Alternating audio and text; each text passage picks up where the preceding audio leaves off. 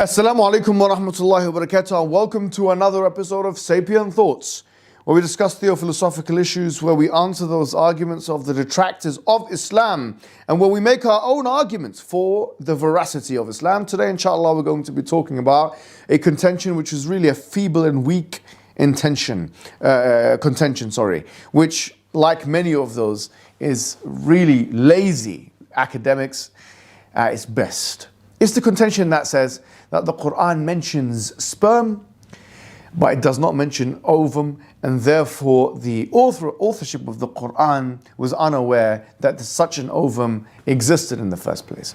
Well, actually, the Quran doesn't mention spermatozoa. The word nutfa, which is sometimes translated as sperm drop, if you look at any of the ancient kind of linguistic dictionaries, it simply means قِلَّةٌ مِّن مَاءٍ, or a minute quantity of liquid or fluid.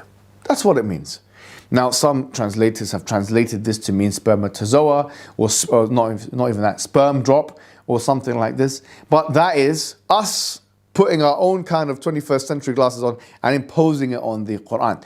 The Quran, even now, the Arabs, when they write in their kind of scientific textbooks about sperm, they call it الحيوان المنوي. Okay, it's basically the animal, which a sperm animal, you know.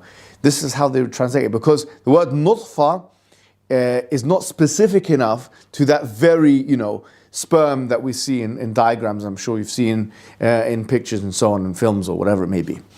So the Quran doesn't mention that, nor does it mention the egg. It doesn't mention the egg, and it's because no one would understand this. I mean, think about the Quran is trying to reach out to a 7th century, 8th century, 9th century audience, not just a 21st century audience. Imagine if it's telling the end user here that inside of the sperm that comes out or you emit as a man, there is actually animals in there. Or the people would be like, what's this talking about? I mean, think about that. The Quran uses phraseology which is appropriate for all peoples in all times.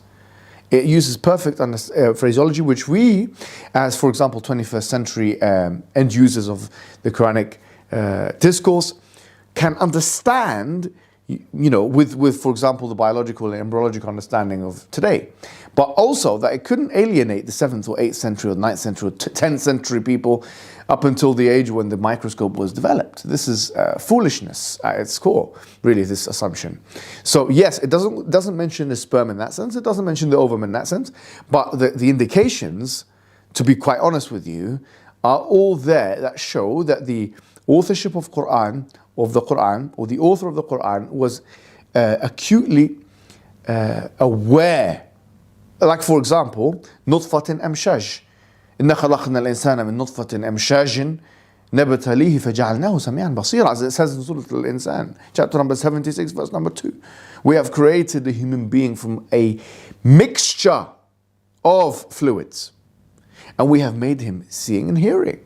Now, what is this mixture? Almost everybody agrees it's talking about the male and female fluids combining. Now, what fluids are we talking about? The entirety of it, because we know it only requires one cell from each.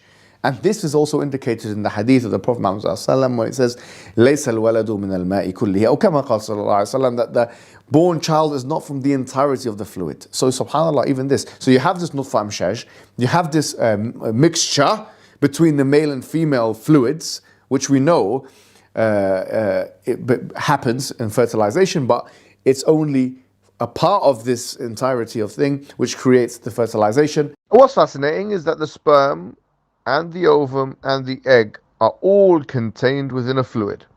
And this is beautifully elaborated with the one who says, Utid Jawama al-Kalim, I've been given the brief and decisive speech, who's the Prophet Muhammad who said that it's not from the entirety of this liquid, but it's actually from a part of it. So it seems to me that is the author of the Quran and the Sunnah as well was aware of these the minutiae related to these things.